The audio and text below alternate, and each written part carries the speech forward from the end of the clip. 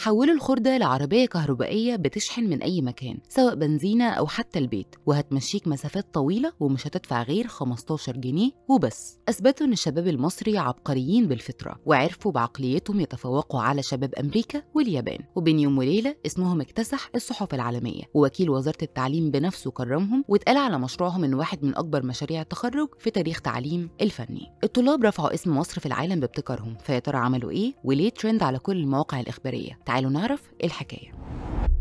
مجموعة شباب من مدارس التعليم الفني في مصر قدروا يحولوا عربية متهالكة كانت شبه خردة لعربية كهرباء تمشي 100 كيلو ب 15 جنيه بس. الحكاية بدأت تحديدا من مدينة 6 أكتوبر ومن جوه ورشة مدرسة فنية شاركوا فيها مجموعة من الطلاب، منهم عمر أحمد محمد، شاب مصري عبقري اتخرج من مدرسة فنية متقدمة نظام 5 سنين قسم السيارات. حكايته بدأت بدري قوي ومن إعدادي. الشاب ده مجموعة إعدادية كان يخليه يدخل ثانوي عام عادي زي آلاف غيره، بس هو قال لأ واختار الطريق اللي قلبه بيحبه، طريق الاختراعات والابتكار، واختار التعليم الفني. سد ودانه وما سمعش كلام الناس اللي كانوا شايفين ان الثانويه امان وظيفي، وراح لمجال بيقولوا عليه مش مضمون، وهو عنده شغف وايمان حقيقي بانه هيحقق ويثبت نفسه في اللي بيحبه. من اول سنه في مدرسته وعمر ماشي بخطوات ثابته، مش بس متفوق دراسيا، ده كمان بدا يدير مركز صيانه خاص بيه وهو لسه طالب في تانية ثانوي، وكان بيشتغل ويتعلم وبيفكر ويخطط لحد ما جه مشروع التخرج. وهنا بدات الحكايه الكبيره. عمر وزمايله حوالي 60 طالب قرروا يعملوا مشروع تخرج يكون مختلف، حاجه تسيب بصمه. لقوا عربيه قديمه شبه ميته ما تمشيش متر، وقالوا ليه ما نحولهاش لعربيه كهرباء تحافظ على البيئه وتوفر فلوس وكمان تشيل عبء البنزين. بداوا يشتغلوا ايد واحده وعقل واحد، كل واحد فيهم حط عمله ومجهوده وافكاره، والناتج عربيه كهرباء كامله بتتشحن من البيت او من الشارع، وسرعتها كويسه وبتتحرك بسهوله جوه المدن، وكل ده بتكلفه تشغيل 15 جنيه بس لكل 100 كيلو. والمبهر بجد ان التكلفه دي كانت حوالي 150 الف جنيه لمده 8 شهور من الشغل اليومي، التعديلات، الحسابات، التجارب